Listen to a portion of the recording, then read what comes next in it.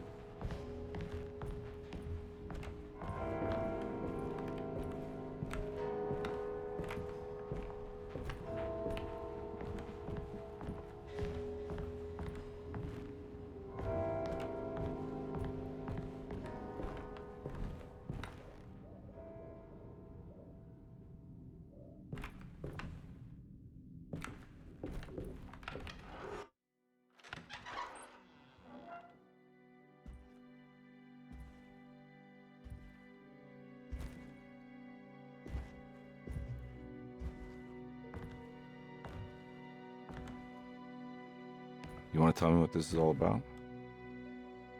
Welcome, Detective, to the greatest show this side of the Mississippi. Hotep, the Black Pharaoh, the ancient magician who lived 1,000 lives and wore 1,000 masks. I can see why you settled on calling him the Dark Man. Saves your breath. So, you got scared by a stage magician, and now he's living inside your head. You can mock me, Detective, but you would be the crazy one to think his presence can be ignored. Look where we are!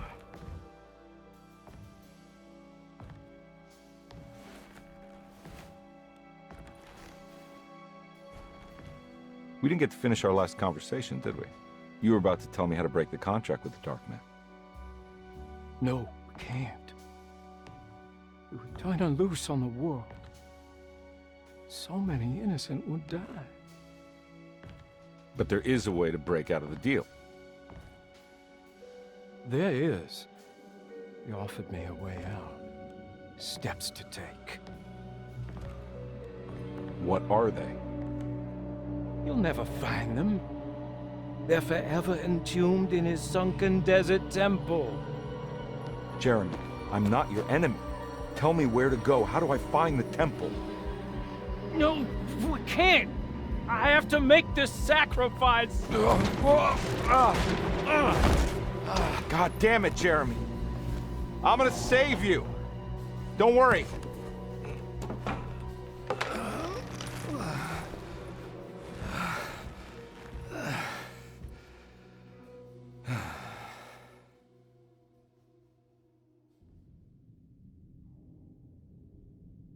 How do you save someone who doesn't want to be saved?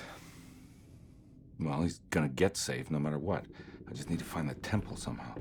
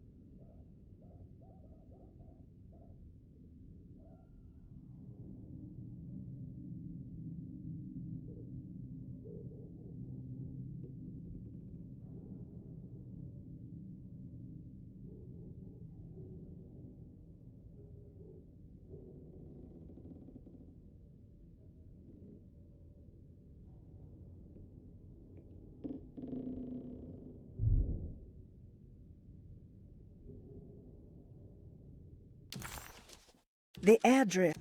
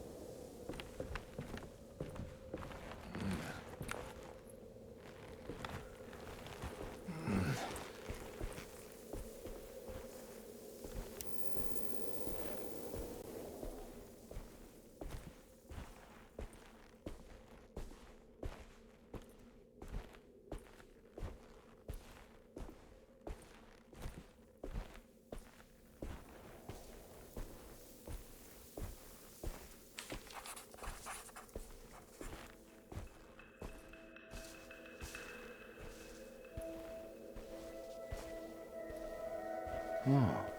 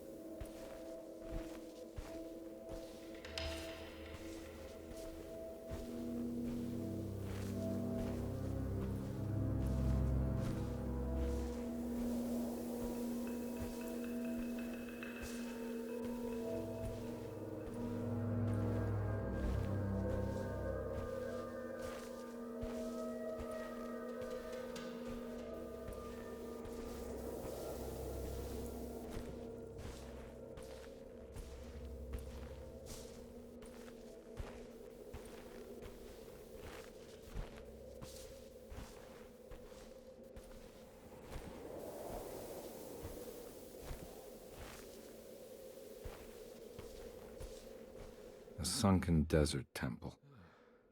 I better get down there.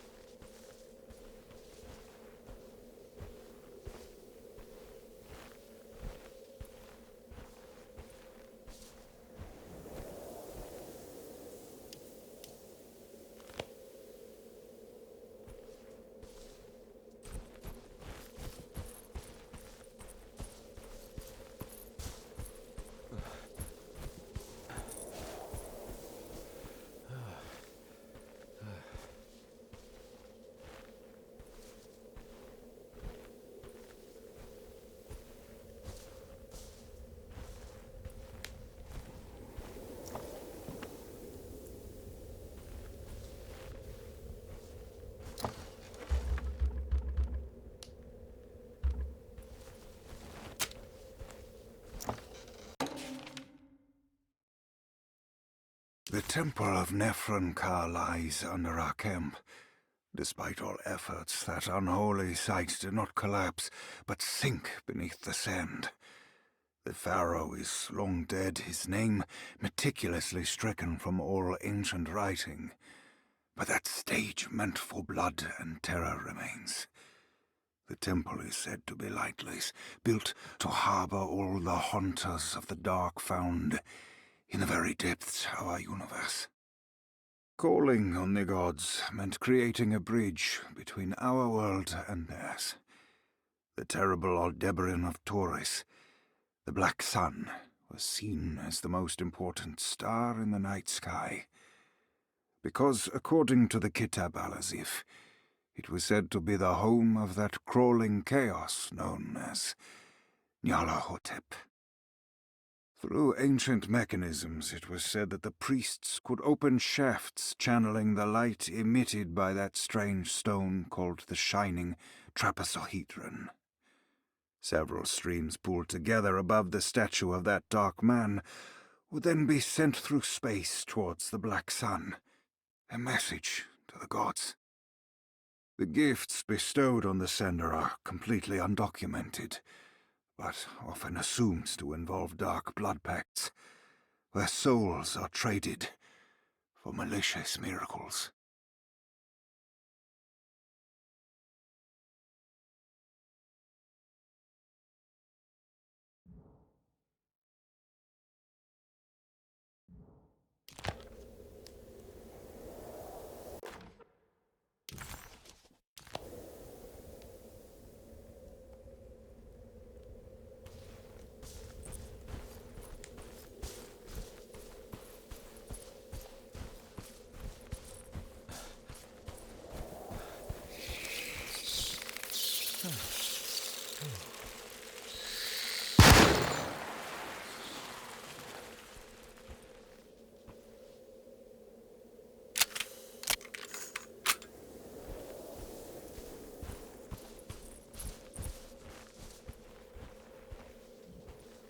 Here we go.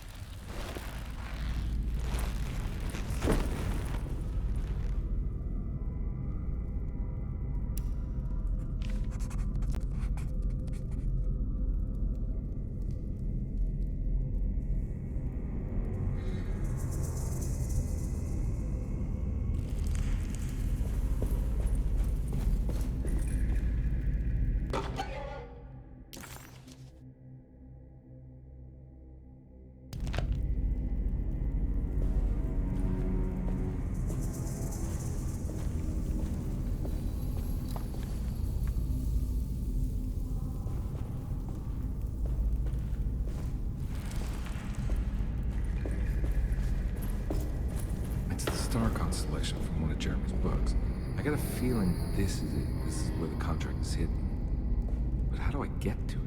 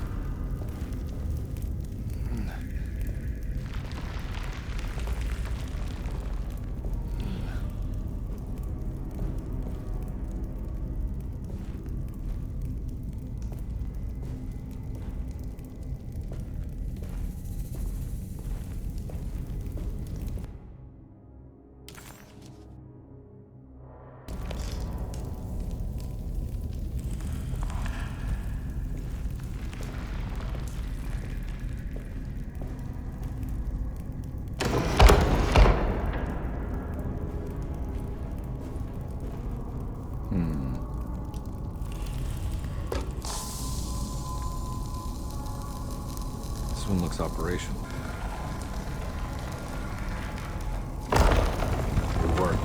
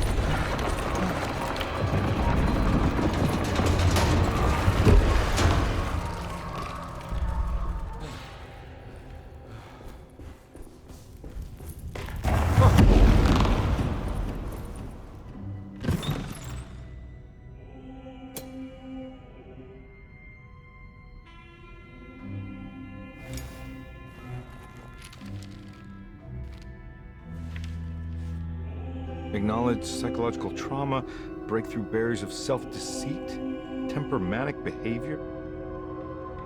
These are the Dark Man's terms. The contract.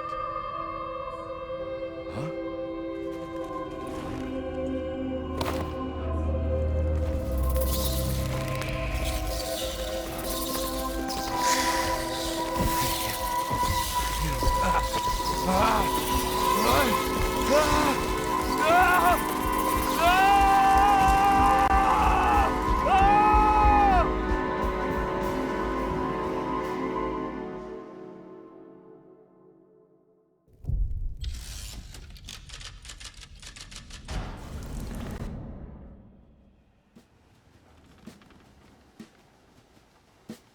Hey. Hey, detective?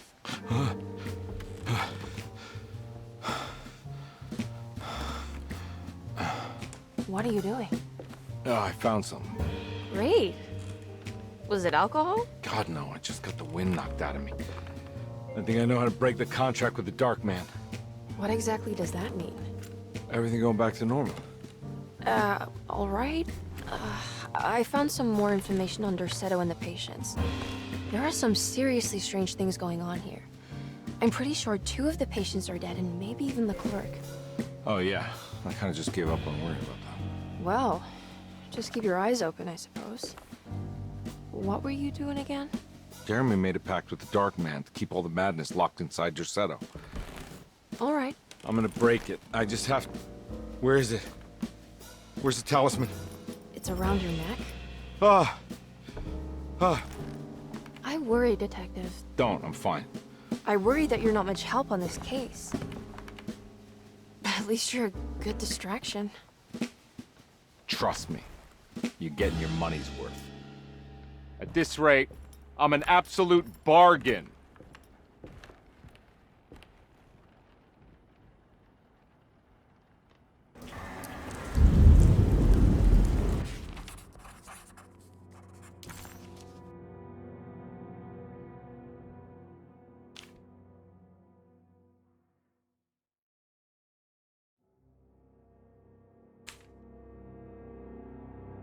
Medicine has failed me. Nothing can be done to dispel the hardwood curse. Only the sacrificial dagger may release the despair from Jacob's eye. Yet, doing so would be the doom of Dorsetto. Let this curse of mine be a weapon for once. I accept your demands. Oh, crawling chaos. Build your prison around this godforsaken altar.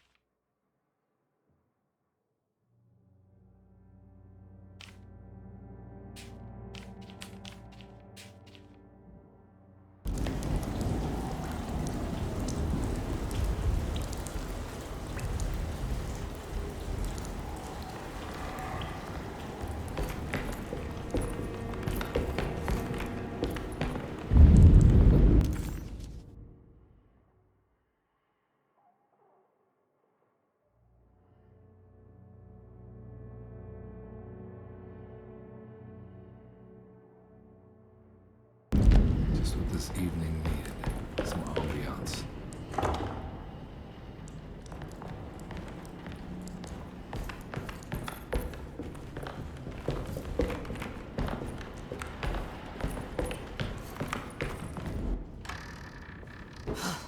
Got to be around here somewhere.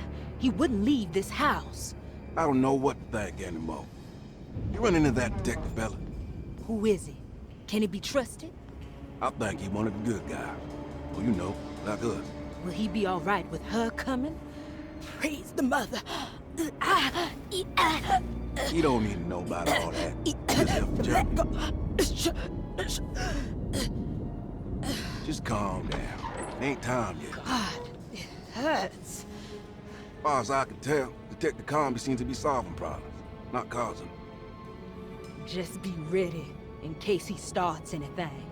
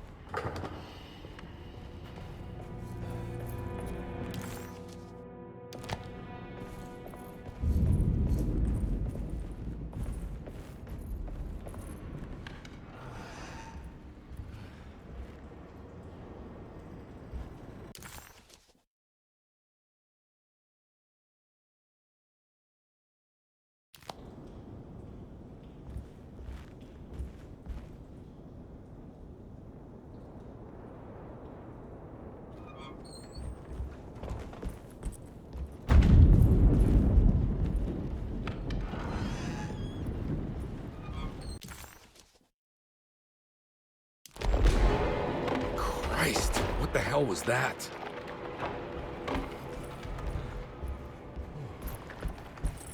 It's blocked.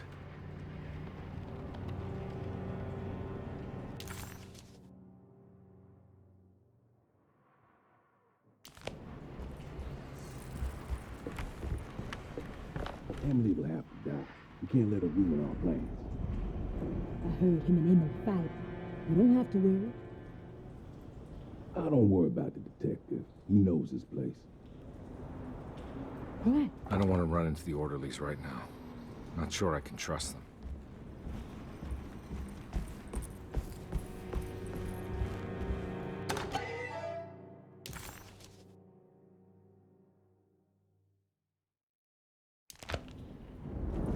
I think Dr. Gray might be in there.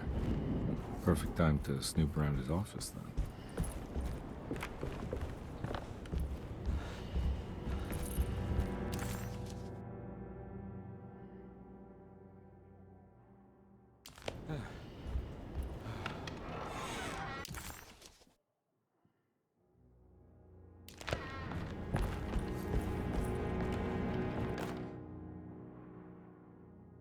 Lunacy and the Astarte Artist Colony, a monograph by Yael Klein. In early 1909, the old Derceto plantation outside of New Orleans was turned into an artist's colony. 3 famous European artists rented the house and the surrounding land from the owner, the Ledoux family. The colony was chiefly run by Sebastian Cortez, who was playfully dubbed the captain by his collaborators, William Arges and Heinrich Kassel. The colony existed for 6 years, until one day all 12 members disappeared without a trace. It is widely believed that their disappearance is connected to the disastrous hurricane that passed through on September 29, 1915, but nothing truly supports this claim.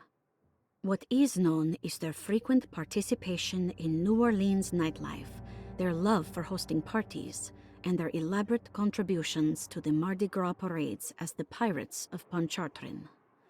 Accounts of their lifestyle can be found in almost every gossip column. It can effectively be summed up as carefree and bohemian. In late June 1909, the name Astarte first appeared in the newspapers. Cortez said the name came to him as he was painting. There is never any claim to knowing about the ancient Phoenician fertility goddess with the same name before this time. His fellow colonist Heinrich Kassel did know, because he later produced sculptures that show clear references to ancient idols of the goddess.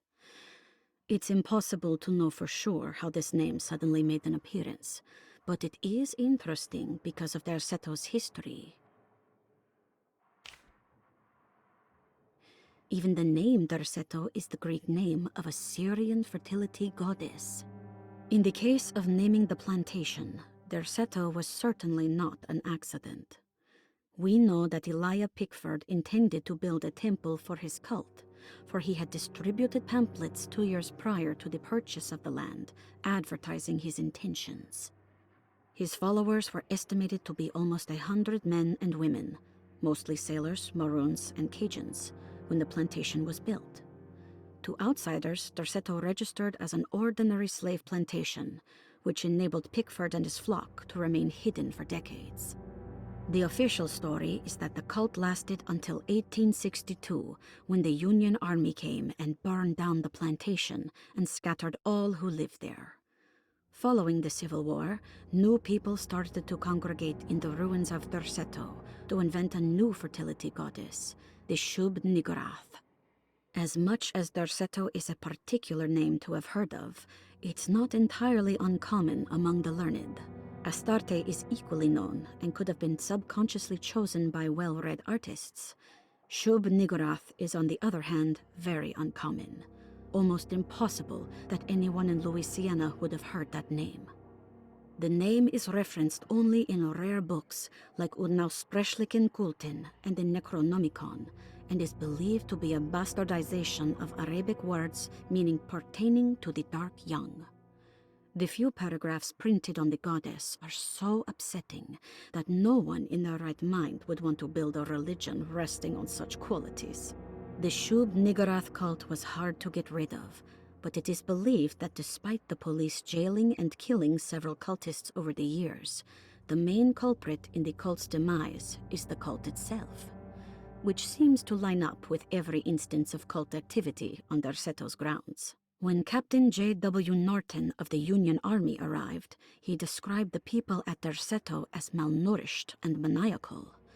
As much as the army tried to save them, they fought back with fervor, as if nothing was going to stop them from slowly destroying themselves. While the disappearance of the Astarte Artis colony remains a mystery, the recurring motif seems to suggest that their fate involved lunacy and a hunger for self-sacrifice to that fertility goddess with 1,000 names.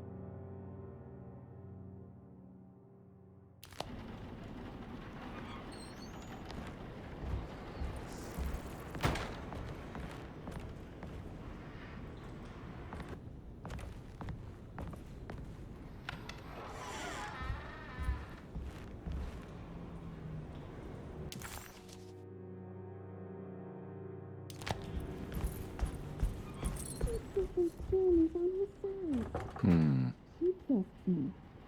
There is nothing that can stop us now.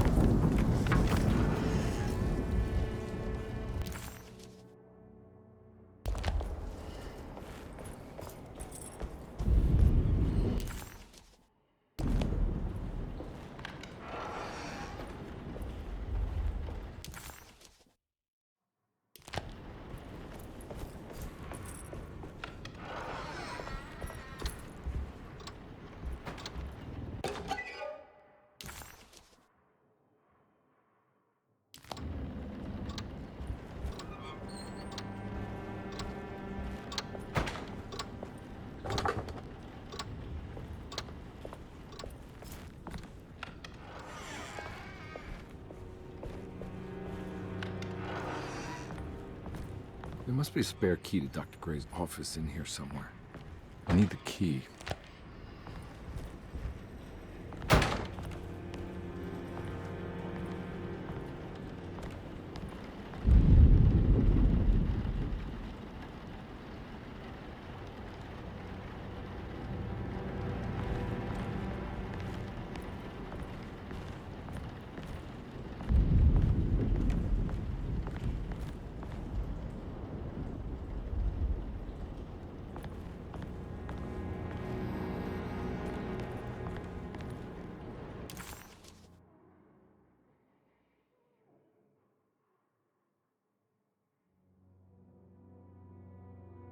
The two orderlies still hadn't found Jeremy, Carnby figured this was good news.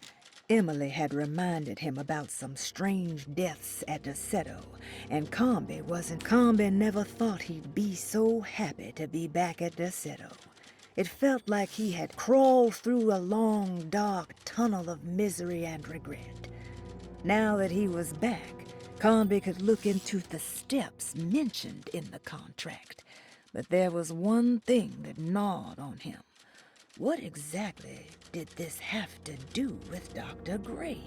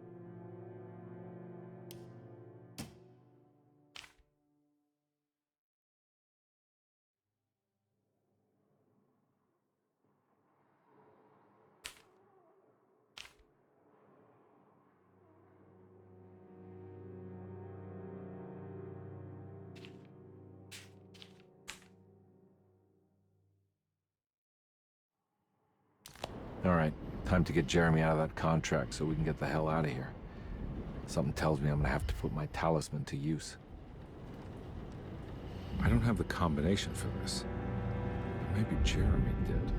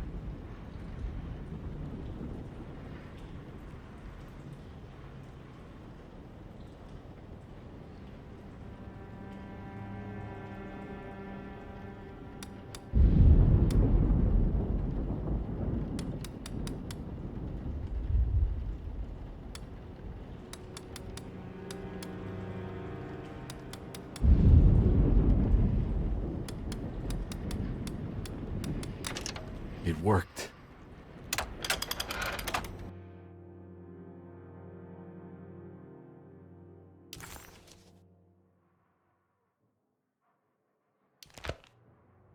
The last guest in the empty room suffered from severe maladaptation. I must write this down, because if I understand the condition sufficiently, it could make me deny this fact at a later date, and there is reason for me to think I may come to suffer the consequences from this dysfunction, as some who came in contact with the guest seemed to adopt a new worldview in which everything was predetermined but broken. Upon accepting this worldview, some memories became unmanageable and later rejected. I do not know what this means. I cannot even remember the fate of the guest. I think they were simply misplaced one day and forgotten. Just like all documents pertaining to this guest, they have all been destroyed, or they never existed in the first place. Who wrote this? There has never been a guest in the empty room.